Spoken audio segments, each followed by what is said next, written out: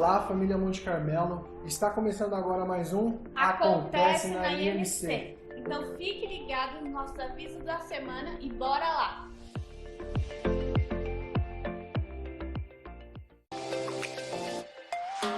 Esses últimos meses nós aprendemos muito sobre crescimento, não é mesmo? Agora, durante setembro, outubro e novembro será a temporada de pesca em nossa igreja. Porque disse Jesus: sigam-me, e eu os farei pescadores de homens. Estão preparados?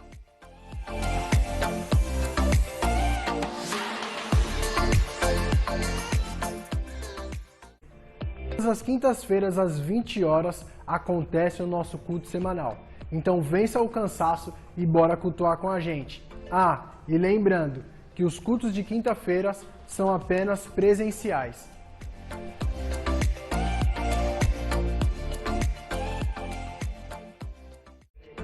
Se você ainda não segue a gente nas nossas redes sociais, você também pode seguir.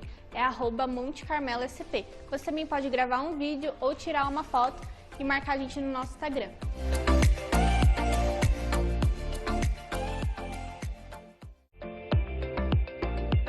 E esses foram nossos avisos da semana. Igreja Monte Carmelo. Restaurar, edificar e adorar.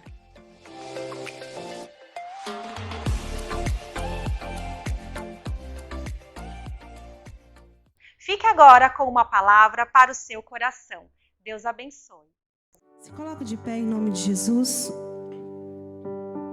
Abra sua Bíblia, você que trouxe, em Romanos 12, 2.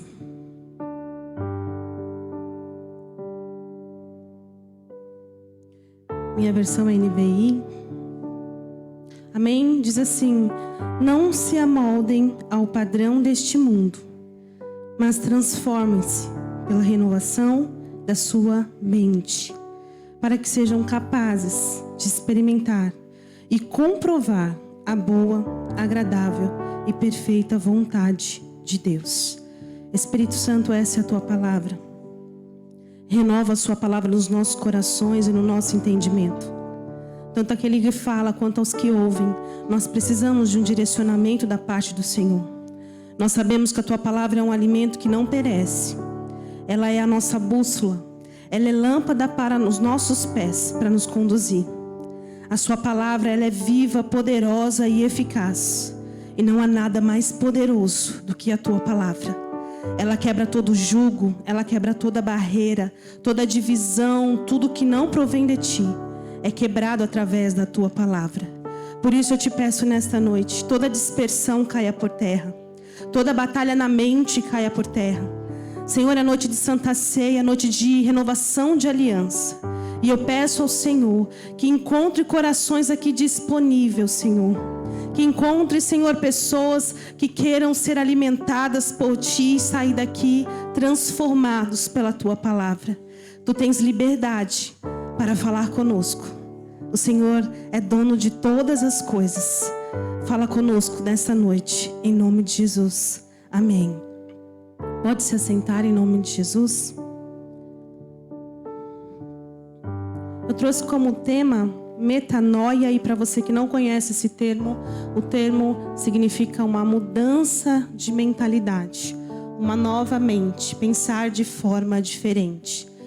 E o apóstolo Paulo, ele está escrevendo à igreja de Roma, aos romanos, e os estudiosos, dizem que essa carta é uma carta que tem mais fundamentação a respeito do cristianismo, da nova vida em Deus. E Paulo está ali escrevendo para aquela igreja, para que eles, os judeus, os gentios, sejam só um povo unidos no mesmo propósito, ministrando que Jesus não veio para os judeus o recusaram, por isso a graça se manifestou para os gentios. E Paulo está descrevendo em todas as cartas, falando sobre os princípios da Bíblia, estava causando ali confusão, os gentios, os judeus, e ele estava ali trazendo algumas orientações para a igreja, até ele chegar nesse capítulo 12, que ele diz nesse versículo, para que eles não se conformem com o padrão, não se amoldem ao padrão desse mundo.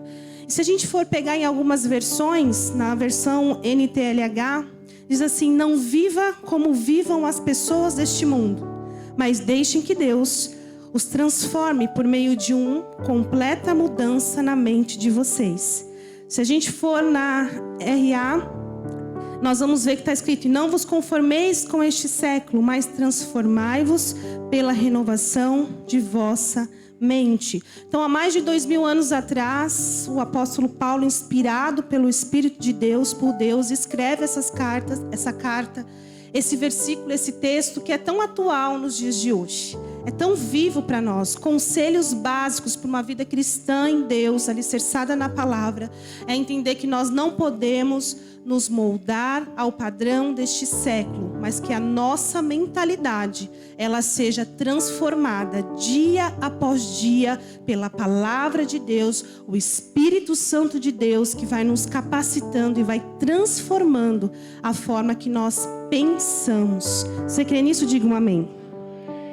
Então, cutuca o irmão que está do teu lado e diz: irmão, o Senhor quer mudar a sua mente. Fique atento aí. Nessas palavras de Paulo, nós podemos tirar 3 ensinamentos. Eu faço 3 divisões aqui neste versículo. O primeiro conselho que Paulo dá é não se moldar. E nós sabemos que o molde, ele traz a forma do que realmente é. Paulo está dizendo assim: vocês não podem se conformar. Vocês não podem ser iguais. Porque Jesus nos chamou para ser diferente. Ele nos chamou para ser luz aonde há trevas. Ele nos chamou para ser paz aonde há divisão. Jesus nos chamou para nós sermos um povo santo, um povo separado, um povo escolhido. Então nós não podemos nos moldar a este século, porque em todo tempo os padrões estabelecidos por este século querem nos forçar, querem nos moldar. E quando nós saímos desse molde, desse padrão, nós somos os excluídos, nós somos os criticados, nós somos os perseguidos. Porque nós não aceitamos o que este mundo tem dito a nós.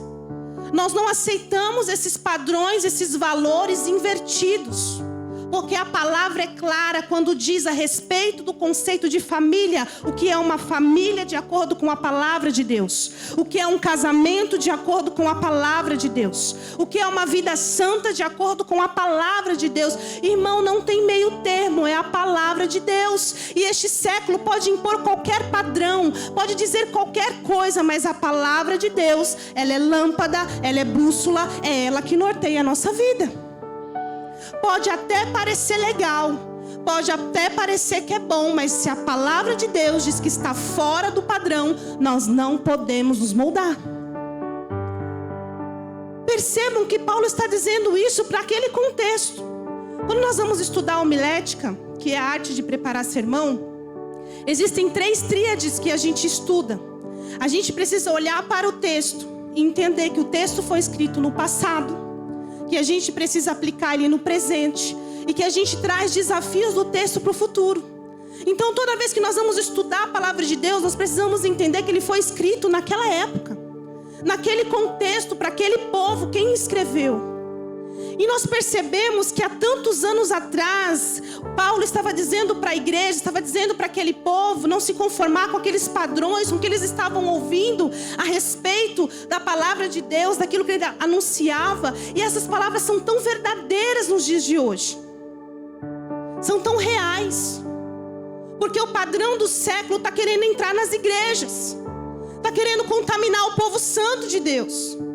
E a mente das pessoas estão tão presas, estão tão mornas na fé, que muitas vezes as pessoas acabam concordando, compactuando com coisas que fogem do padrão, da doutrina, daquilo que o Espírito de Deus inspirou o homem a escrever para fundamentar a tua igreja.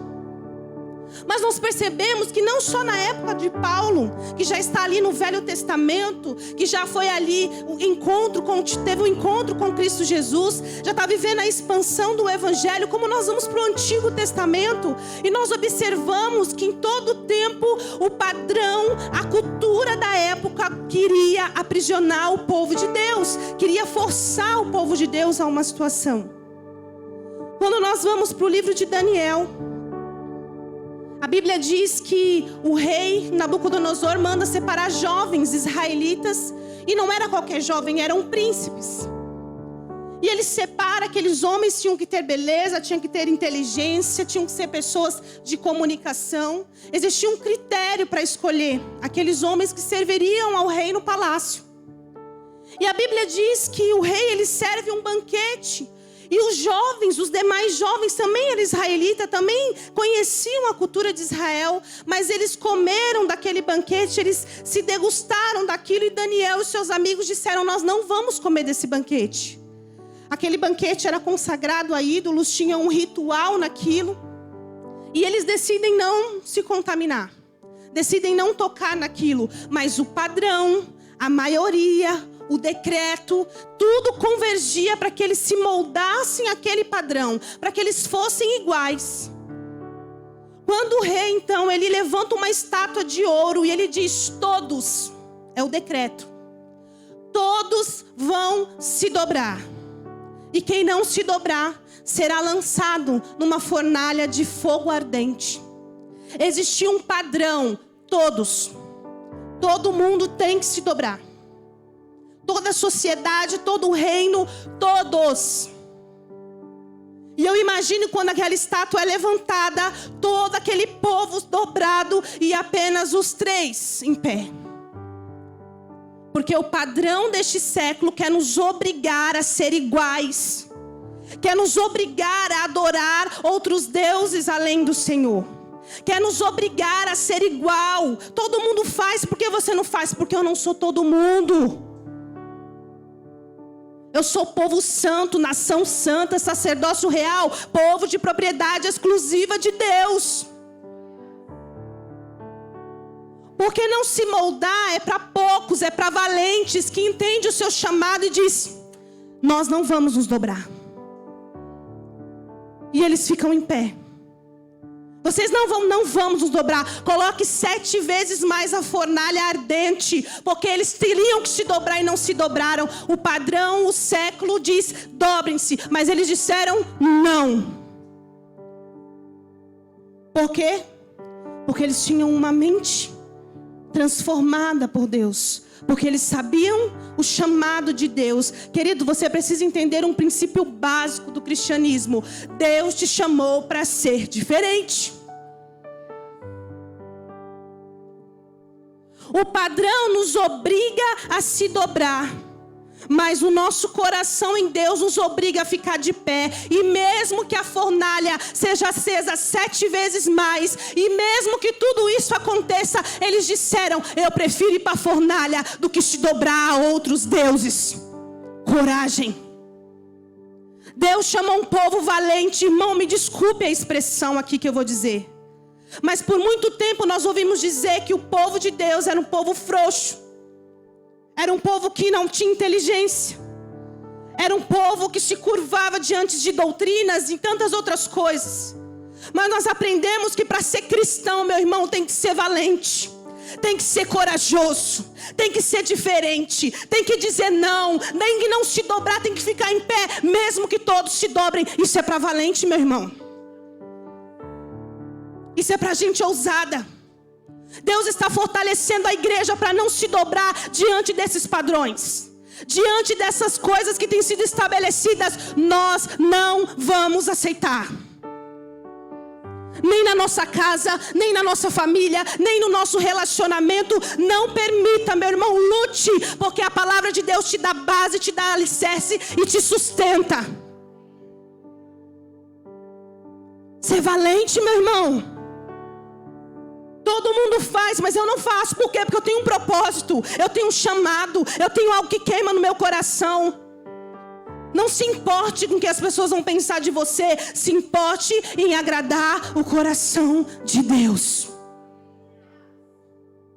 Quando nós vamos para a história de José, ele então ali elevado, já está ali no palácio, já tem um cargo de confiança.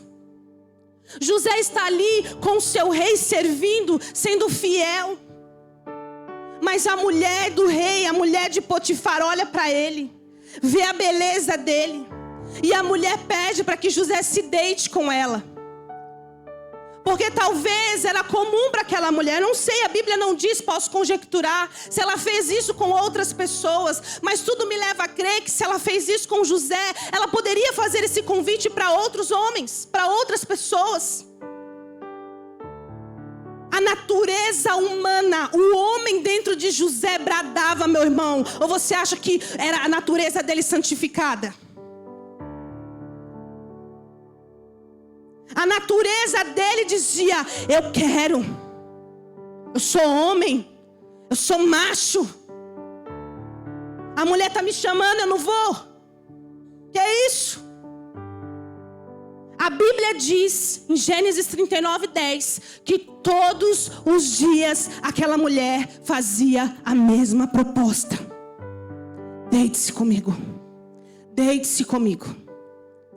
José, ele disse: eu não vou desagradar o meu rei, e eu não vou desagradar o meu Deus. E ele disse: não.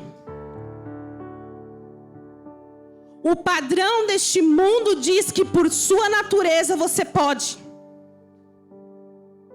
A alma brada, grita.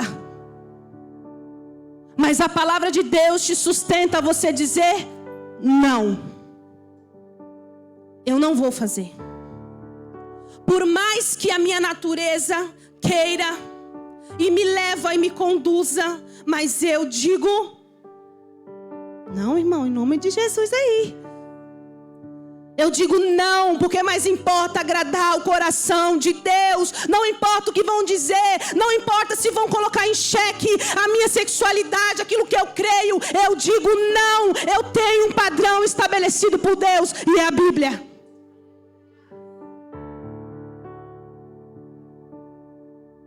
É normal para quem? Para quem é normal. Mas eu não sou normal, porque Deus me chamou para ser diferente. Para as pessoas podem ser ok, mas para você que foi chamado, foi lavado, foi remido, foi justificado, foi curado, foi transformado, não é normal. Porque existe um padrão para nós entrarmos no reino de Deus. Por isso nós não podemos nos conformar. Por isso que se existe alguma área da nossa vida que está ali no meio em cima do muro, nós precisamos ajustar, irmão. Porque Deus tem te chamado para viver uma vida transformada em Cristo Jesus. Amém? Então diga um amém mais forte aí em nome de Jesus. Aleluia. Noite de Santa Ceia, noite que nós devemos olhar para si e nos analisar. E que nós venhamos ser renovados pela palavra de Deus. Deus não divide a glória dele com ninguém. Nós não podemos servir a dois senhores. Por isso, Paulo diz: não se moldem. O segundo momento desse versículo, ele diz assim: transformem-se pela renovação da sua mente. Queridos, nós sabemos que a mente, ela norteia as nossas atitudes. A mente dá o comando para nós. E é por isso que nós precisamos ter uma mente limpa, lavada, curada, transformada pelo Senhor Jesus. Se você não fez o curso de batalha espiritual, batalha na mente, eu te convido no próximo curso que tiver, irmão, faça. Porque nós precisamos entender que a mente, ela gera, ela norteia o nosso caminhar, as nossas iniciativas. Por isso nós precisamos de uma mente curada. Porque se a nossa mente não for transformada, não for curada, nós não conseguimos desfrutar da boa e perfeita e agradável vontade de Deus. Eu queria que você abrisse comigo Gênesis, no capítulo 18. Você que trouxe sua Bíblia aí.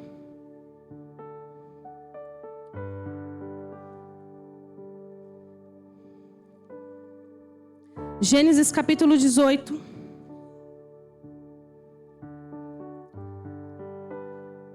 Verso 9.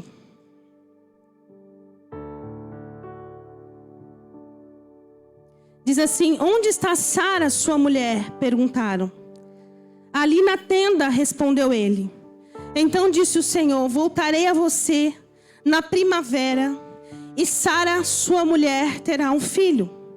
Sara escutava a entrada da tenda, atrás dele. Abraão e Sara já eram velhos, de idade bem avançada. E Sara já tinha passado da idade de ter filhos. Por isso, riu consigo mesma quando pensou: depois de estar velha e o meu senhor já idoso, ainda terei esse prazer? Gênesis 17, 17.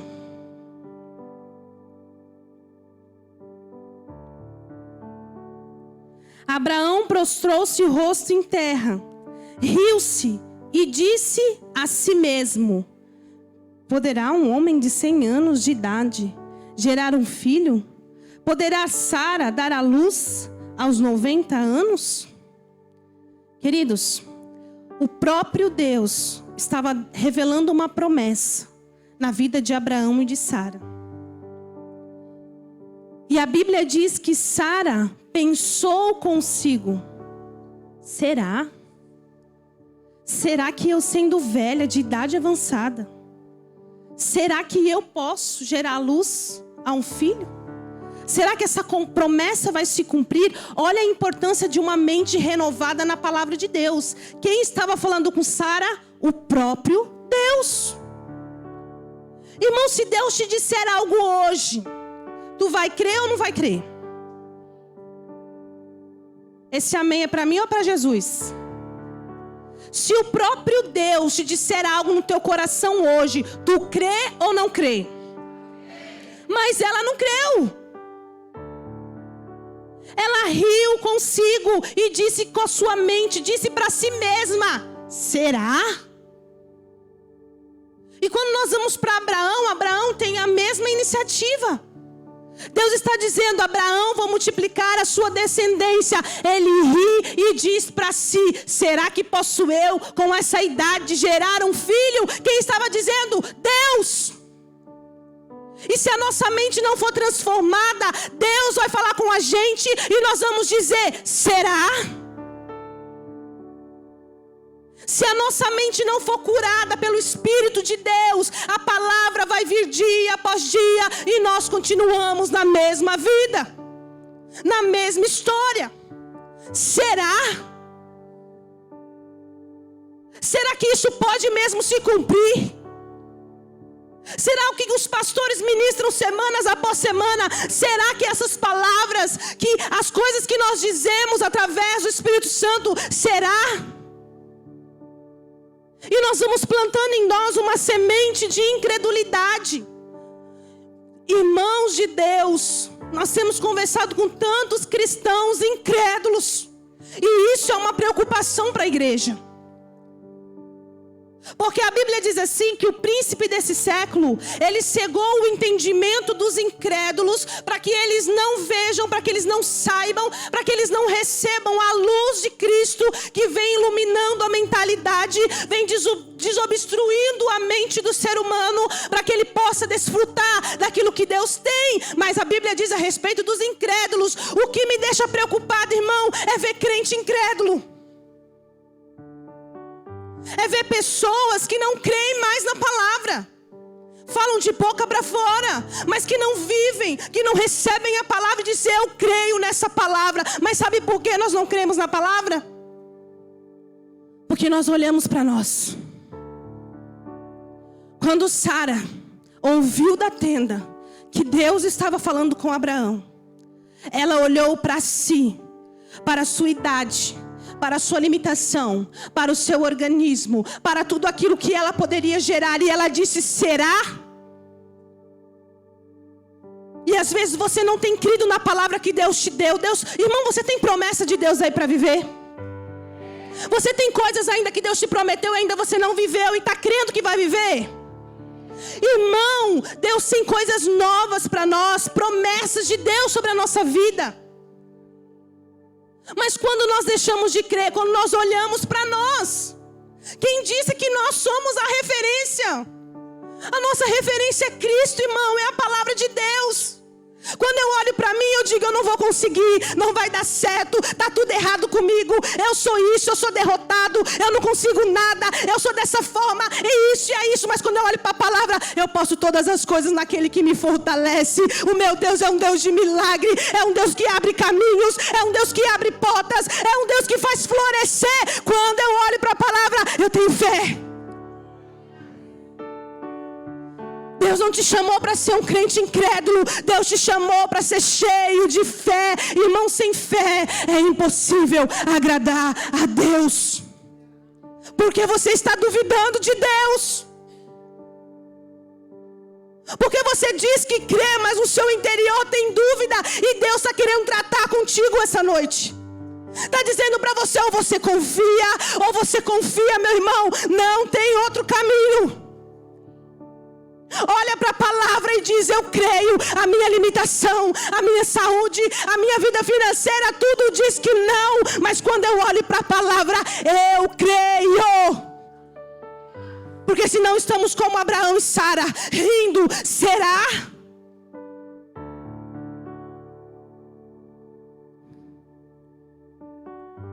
A nossa referência é Cristo. A nossa bússola é a palavra. Nós precisamos olhar para a palavra e crer que essa promessa vai se cumprir na nossa casa. Sabe, irmãos, eu e meu marido nos casamos, nós vamos completar 9 anos de casados, 10 anos juntos. E a gente sempre programou, com 5 anos a gente queria ter o nosso filho. E quando foi chegando próximo dos 5, a gente já quis antecipar, a gente quer filho, já está na hora. E nós começamos ali a tentar. E não dava certo, não dava certo, não dava certo. E aí eu fui no médico, fiz os exames, o médico disse que eu tinha um problema hormonal. E que eu não conseguiria ter filho, talvez eu teria por inseminação. E que eu tinha que fazer um tratamento, que eu poderia ter ou não filho. Mas que se eu tivesse filho naquele momento como eu estava, meu filho poderia ser autista. E quando eu recebi esse diagnóstico, confesso para os irmãos, quando nós recebemos um diagnóstico do médico, 50% da nossa fé parece que faz assim, ó. Os outros 50% que sobra, tu vai, Senhor. E eu saí daquele consultório com meu marido, chorei muito. Eu disse, Deus, eu creio na tua palavra. Eu creio que o Senhor é fiel. Porque antes de eu receber esse diagnóstico, um dia eu estava no culto, Deus me deu uma visão. E eu vi uma criança, um menino, branquinho, com uma motinho, dentro de um apartamento. O nosso apartamento estava para sair também. E eu vi aquele menino e ele olhava para mim. Quando acabou o culto, corri, até comentei com o pastor, falei, pastor, Deus me deu uma visão. E eu tenho certeza que Deus vai me dar. Recebo esse diagnóstico médico, volto para o culto e estou orando, clamando, Deus, tu conhece o sonho do meu coração. Mas se isso também não for acontecer, Pai, eu não quero que isso prejudique nem mim nem o meu amor por Ti. Porque eu quero perseverar. E eu no culto, orando, o pastor começou a ministrar, Deus me deu um nome. Veio nítido no meu ouvido. Filipe, o evangelista. Eu comecei a chorar. E eu falei, meu Deus do céu, e aquele nome queimava no meu coração. Eu tinha tido uma visão. Tinha tido um diagnóstico médico desfavorável. Mas Deus me deu um nome. E eu disse, Senhor, eu creio. No final do culto eu disse para o meu esposo, Deus me deu um nome. E ele disse, a gente tinha vários nomes. E eu disse, Filipe, o evangelista. E aí meu marido falou, amém. Passou o processo, fiz todo o tratamento, irmão. O tratamento se consistia em medicação, suplementos, dieta restritiva, exercício. Eu precisava cumprir todo esse protocolo médico. E tinha dias que eu estava cansada, esgotada, mas eu dizia, Senhor, eu já tenho visto e profetizo o Filipe no meu ventre. Irmão, faltava a segunda fase do processo, do tratamento. Eu estava fazendo os meus exames de rotina. E na mesa do consultório, a doutora disse, faz tempo que você está atrasada? Eu disse, eu sempre fui, tive probleminha de saúde e tudo. E ela disse assim, olha, você está grávida. E eu não acreditei. Eu disse, o quê? Ela disse, sim, você está grávida. E é de poucas semanas. Mas deixa eu te dizer um detalhe. Há 3 semanas atrás, nós estávamos numa vigília lá em Guarulhos. E naquele momento, o pastor orando, ele disse assim: eu quero que as irmãs venham aqui à frente, façam uma roda, e os maridos atrás das suas esposas. Nós vamos orar por essas mulheres. E o pastor orava por fertilidade naquele lugar. E quando a gente saiu da igreja de Guarulhos, nós somos os últimos, nós fechávamos a igreja. E quando a gente saiu, meu esposo disse assim: amor, eu senti algo diferente hoje. Eu falei: eu também senti. Ele disse: amor, eu creio que Deus vai nos dar o nosso milagre. 3 semanas depois eu estou ali, e a doutora disse assim: aproximadamente de 2 a 3 semanas. Quando ela disse essas semanas, eu disse: meu Deus, o Senhor, Ele conhece, Ele responde o nosso coração. Sabe o que eu quero te dizer com isso? Hoje eu tenho meu filho tem 3 anos e 4 meses, meu filho é saudável, meu filho tem crescido. Meu filho, nós já profetizamos para ele que ele vai ser um evangelista da casa do Senhor. Já conversei com ele sobre isso. Já estou ministrando sobre o plano de salvação para ele aprender a falar. E eu creio que Deus vai levantar e vai levar em lugares que a gente não consegue levar, mas o Espírito Santo vai conduzir ele para influenciar essa geração. Sabe o que eu quero dizer com isso, irmão? Que às vezes quando a gente olha para nós, quando você olha para você, para suas limitações, para suas condições, tudo diz que não. Mas quando você olha para a palavra de Deus, quando você olha para a promessa que Ele te fez, isso gera vida e ânimo no seu coração. Essa é a diferença, irmão.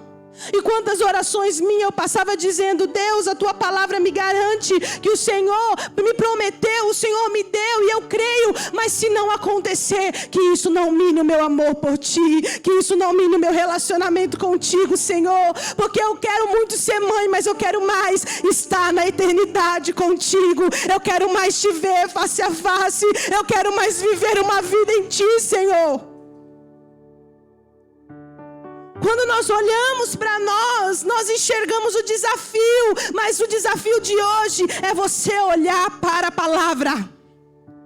Mesmo que você não consiga crer, diga: a palavra diz, e eu prefiro ficar com a palavra. Abra comigo Marcos, capítulo 5, verso do 25 ao 29.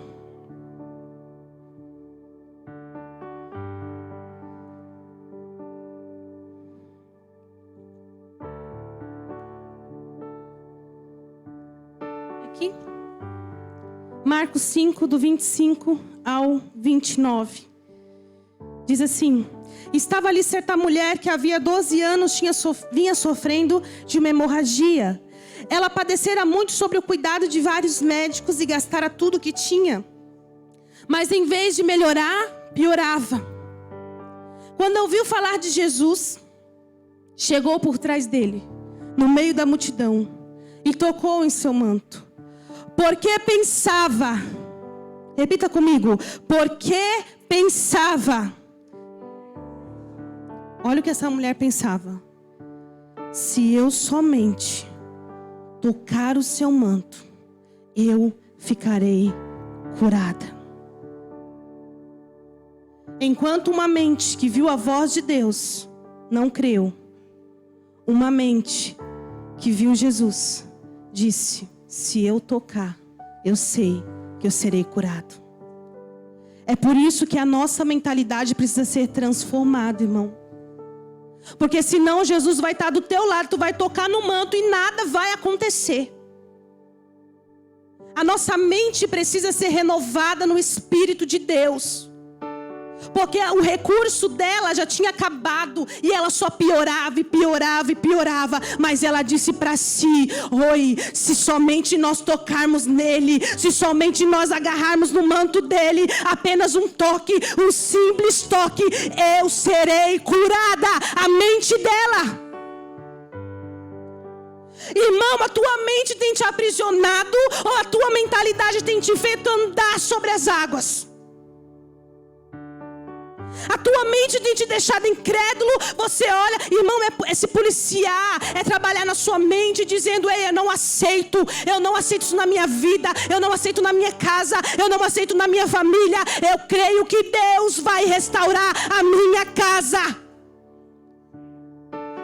mente, ela dá ação, ela dá comando. Eu estava vendo uma pesquisa que a doença da mente tem se expandido. Está muito grave isso, as mentes doentes. E nós sabemos que muitas vezes precisamos ter um recurso profissional, um respaldo profissional. Mas eu estou dizendo de uma mente curada em Cristo. De você entender que o que Deus tem para você é muito maior do que a sua capacidade humana.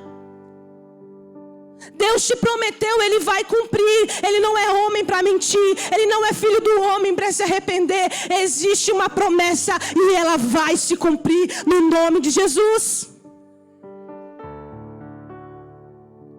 E Paulo diz assim, no final do versículo 12 de Romanos 12, 2, ele diz que nós precisamos não nos moldar, transformar a nossa mente, que a nossa mente seja tão saudável, tão curada em Deus, que ela vai dar um comando, atitudes para que a gente possa ter uma mudança de vida. E a partir daí, ele diz, para que possamos experimentar a boa, agradável, perfeita vontade de Deus. Quer experimentar a boa, perfeita e agradável vontade de Deus? Mude a forma de pensar, não se molde a esse padrão, porque Deus, Ele tem algo para nos dar, mas nós precisamos de uma mente transformada, uma igreja com uma mente em Cristo Jesus, uma mente liberta, uma mente transformada, uma mente curada pela palavra de Deus. Não é, irmão, filosofia humana, palavras belas, é a palavra de Deus que quebra todo jugo da sua mente. Pare de olhar para si, olhe para a palavra, porque ela é que te sustenta, é ela que te fortalece.